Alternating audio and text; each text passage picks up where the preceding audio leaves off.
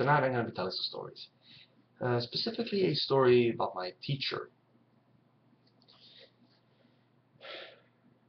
Where was I?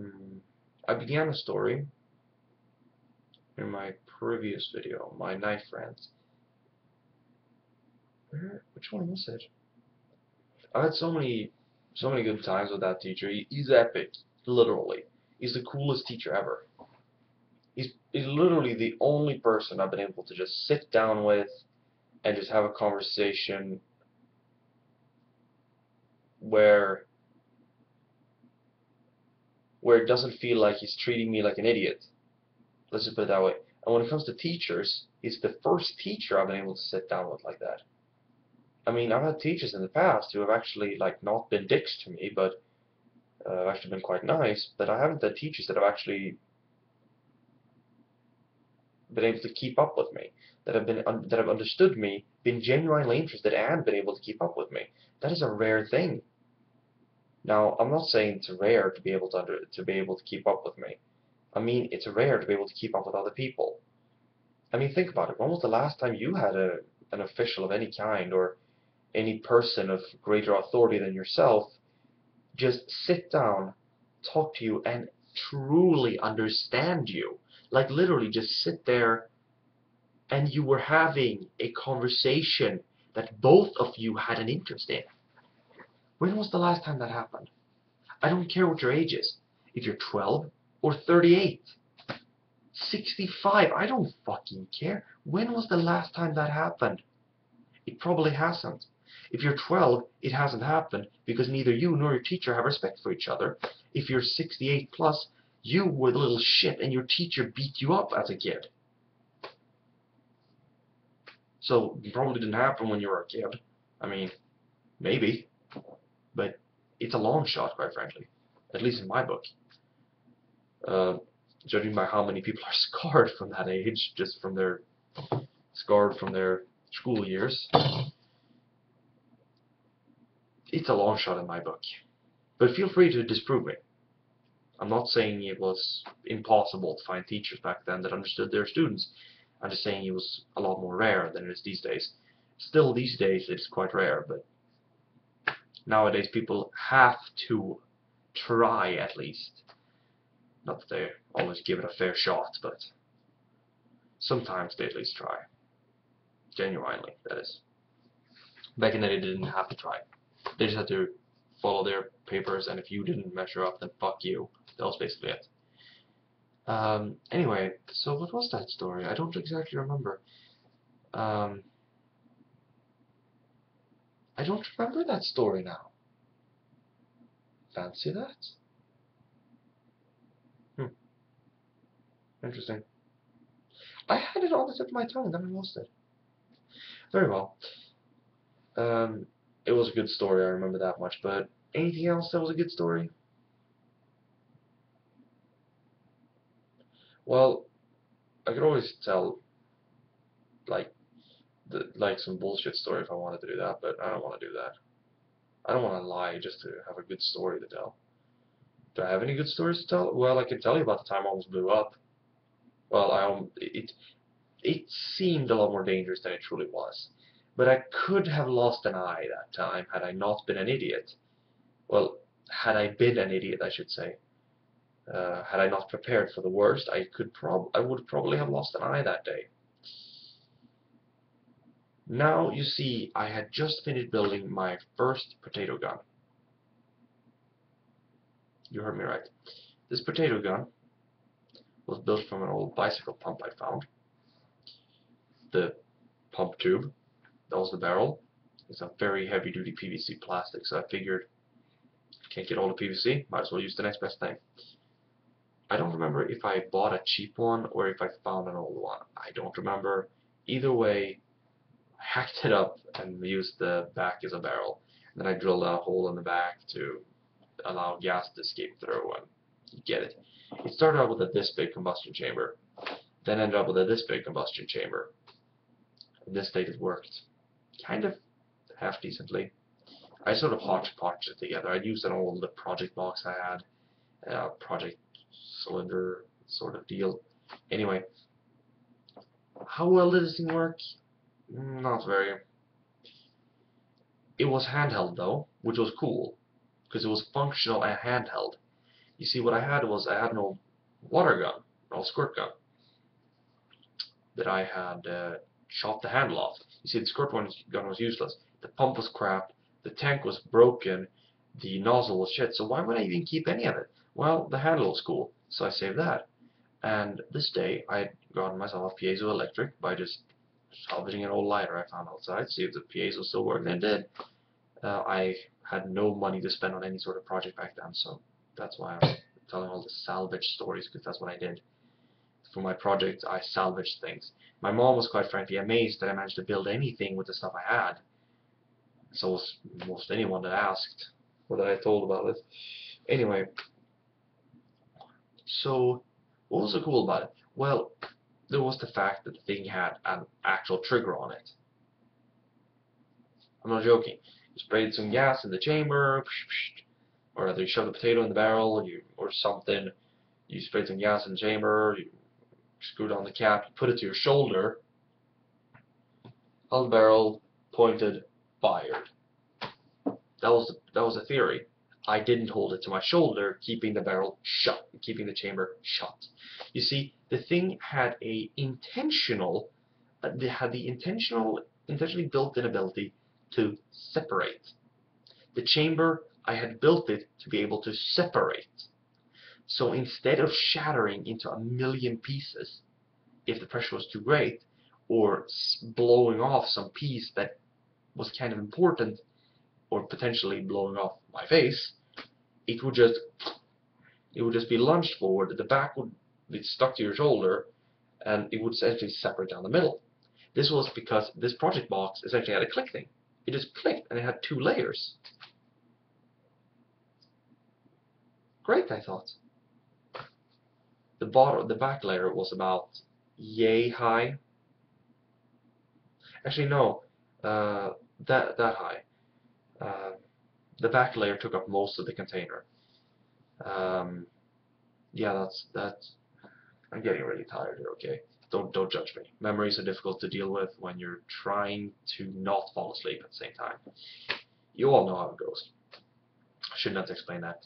Anyway, so I held it like like this, far away from my shoulder. You're supposed to rest the back cap against your shoulder. I didn't. I just held it midair because I didn't want it anywhere near me. Fired this thing.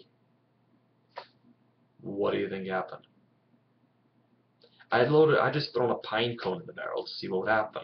Because I didn't want to shove a potato in there. I knew this thing could really get stuck and really explode and go, oh, that would suck.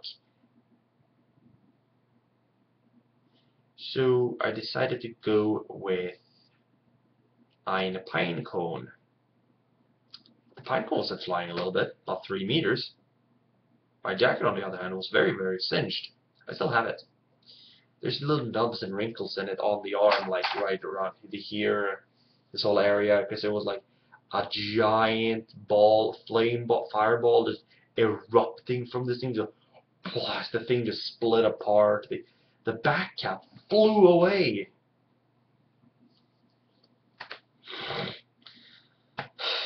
That was actually a traumatic experience. It was more fun than anything. It was like, oh, what the fuck? This is probably the dumbest I've ever felt in my entire life for not pressing nothing up against my shoulder and holding it tight. Oh well. But the thing looked really cool because it had like a lamp on the front and everything. It was like all tactical and shit. Oh man, I was really proud of that thing too. And to this day, I feel kind of proud of it.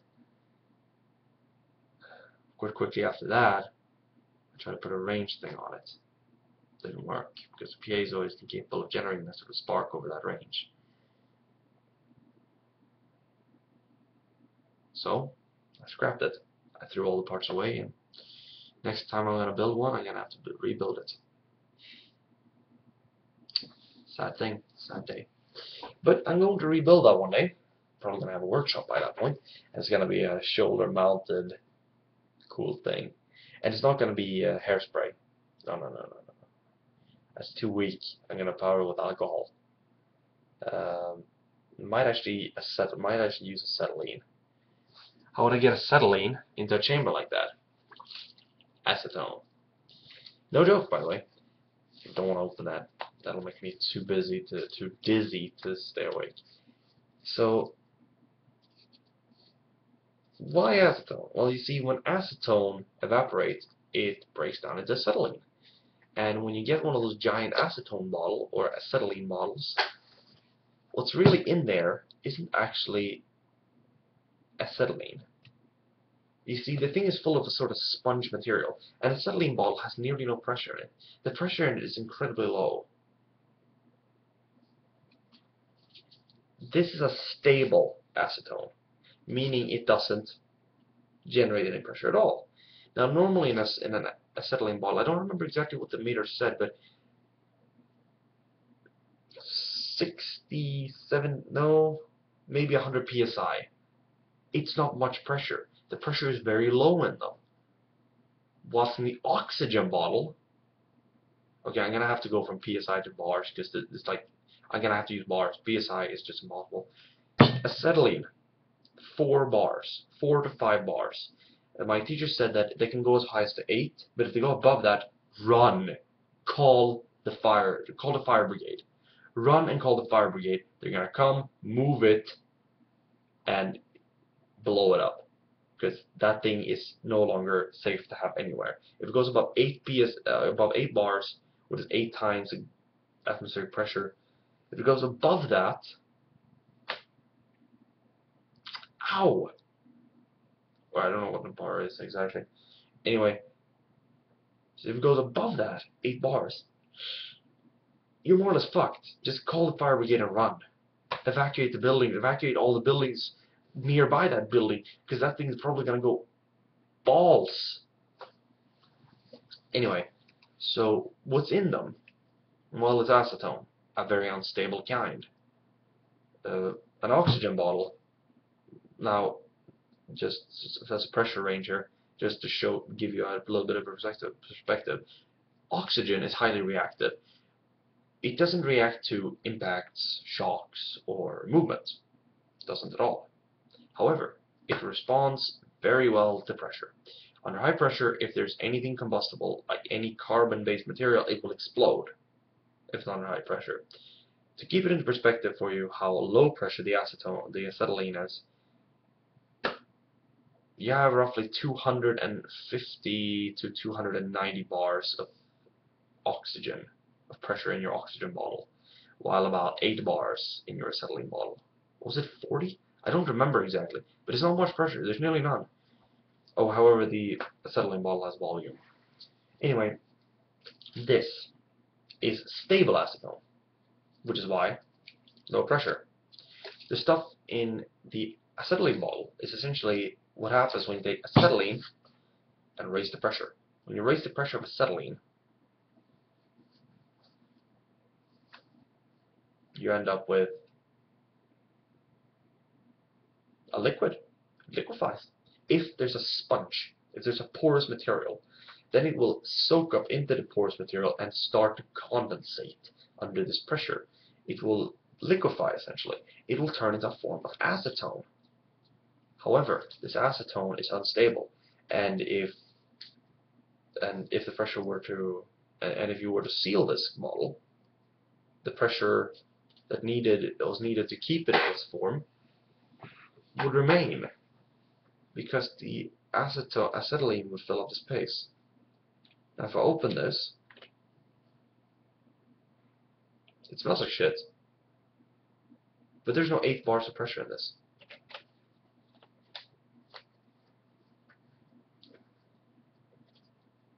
Why? I think this is a shorter carbon chain, rendering it a little bit more stable. But it still breaks down into I don't know if it's acetylene exactly, but it breaks down into a much more stable version, essentially, of acetylene. It's very similar to it, though, burns basically as efficiently, which is to say not very efficiently at all. But it explodes very well when mixed with oxygen properly. So imagine using that in a potato gun, and a spud gun. Just take a cotton swab and some in there and some in there, or just a drop or 2 in, and boom! Oh, and imagine what you could do if you did the following. You did the following, you put a little bit of compressed air in there. And you had an instant opening mouth at the same time as it ignited.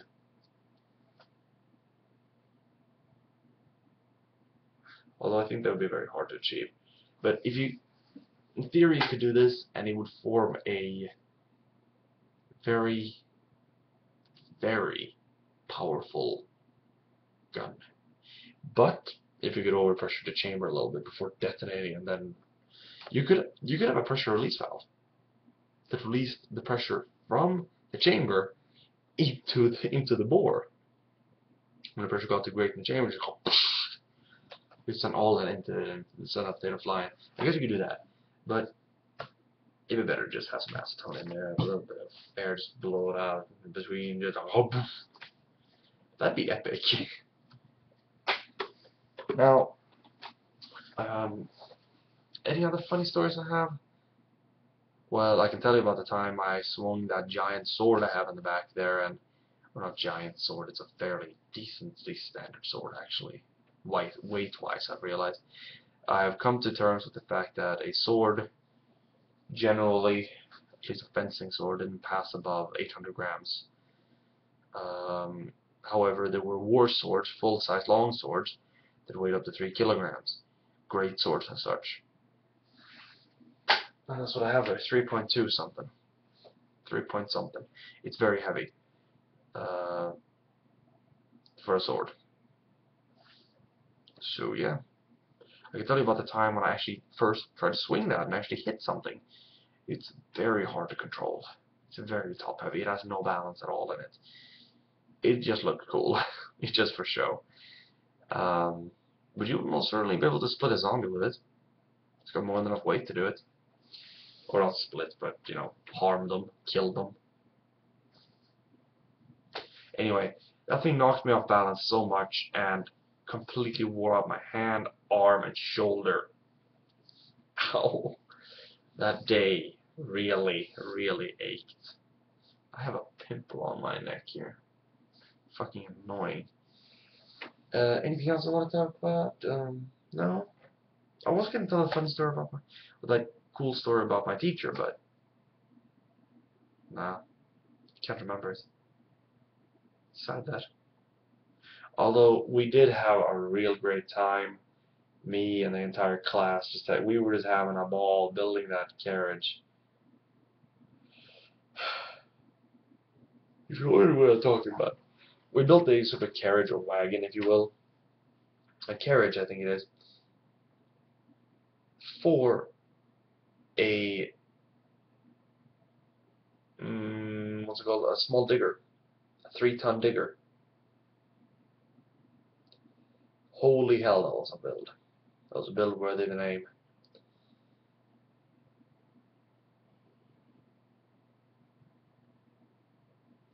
Now, sadly, me and one other class member were the only ones that had any sort of fabrication skills, which was kind of odd. I mean, the others had great ideas, or they had ideas, but they didn't have thought through ideas. Now, normally, you know how when you're supposed to secure something by a sprint or a hoop loop, if you have a wire and you're going to secure this, it has a loop on the end, and that is crimped. It's a crimped loop, so it's not going to go anywhere, or it's welded, soldered, whatever. It's crimped in this case. It has a support piece in it. This is a cable piece, I might add. Now we're going to attach one of these on each end of the tractor, on each end of the machine, or the carriage, to hold the ramps up while you were driving, to prevent them from slamming down onto a passing car or something. Those hinges, by the way, that thing was attached with, were severely too weak. Not the hinges themselves, they were literally like this thick wall tubing it was made of. No, not the hinge themselves, but the hinge had been distanced away from the carriage about this far, and already that adds a lot of leverage. But was it this far? This far.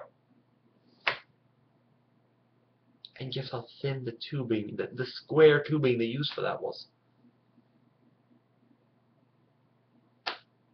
The entire thing was made out of 6mm thick steel wall tubing. At least. That was the thinnest thickness you could find. Except here, where the thickness was, drumroll please, 2.5mm. First time I rolled something up on those ramps, it was kind of folded like nothing. They didn't even decide to put any support, and they didn't even listen to me when I said put supports in there. It's going to fold. At least the ramps themselves are strong enough. Anyway, so how would you normally attach this loop wire thing? 2 brackets and a pin going through, right? We just loop the pin going through the loop and the brackets, and then just having a sprint, a sprint, and then a pin going through the sprint to keep it from backing out. Sounds good, right? Yeah, that's what I thought. My classmates, except for the other guy which had fabrication skills, didn't seem to think that was a good idea. They had taken this weird hook idea, like, oh, we're gonna put a hook here, yeah. A hook is cool, yes, but it can come undone fairly easily. If the thing just bounces back a little bit, 'cause there was a lot of flex in these. There was a lot of flex in these limbs. There was a lot of flex in these fucking ramps. They weighed about as much as me, and there was a lot of flex in them. And I weigh a lot. And these things being flexible made it very, very difficult to keep them in line. And with this hook method, you could barely get it on there. Anyway, so they took in a hook and they realized that, oh, it keeps slipping off, so because we've welded the thing on the wrong angle, oh, fuck it. We'll just put this on there, and then we'll drill a hole, and then we'll put a pin through the hook. Yeah! Sure. The hook went straight through the I-beam, or the hollow tube, the square, the rectangular tubing we were using, which is about this tall and this wide. I think it was actually 6 centimeters wide and 12 high. Yeah, I think that was a 6 by 12, or 60 by 120, if you will. Basically, it's roughly 2.5 inches by 4, 2.5 by 5 inches. What's the big problem? Odd measurements, yes, but still. Anyway, so for some reason they thought this was a good plan. Mine was literally just 2 pieces of steel, a hole drilled through them. Then you just took a bolt, drilled a hole through that, just wire there, secured, put the pin in there for extra safety. This is the standard way to secure anything with like either a piece of bar stock or a wire cable. It's a very common way to secure things, at least in the farming industry. I can't understand how they didn't see this. I guess they wanted to think outside of the box, but when thinking outside of the box makes things more difficult, why? Thinking outside of the box is good, people. Don't get me wrong. But thinking outside of the box isn't always the answer, especially when it makes things more difficult than it needs to be. I mean, to get that loop on there, you first have to push the ramp in, like quite a lot. Then you have to put the loop over the hook, which was angled in a weird way, I might add. It was angled forward too, so like towards. It was at the wrong angle simply. So what happened was, when you tried to hook it on, it would slip back off. It was a poorly made hook on top of that. Anyway, so that's one weird story. That's one story. The girls that were with us were part of a, well, gardening class, and they were supposed to work with us during this particular time because it was their project too. They were helping us. And when we were painting it, they came out of it with blue hair. At least one of them did. That was one of the funniest things I've ever seen. Anyway, you guys have a good night. We'll go to bed. It's 2 in the morning and I'm getting up at 8. So, good night.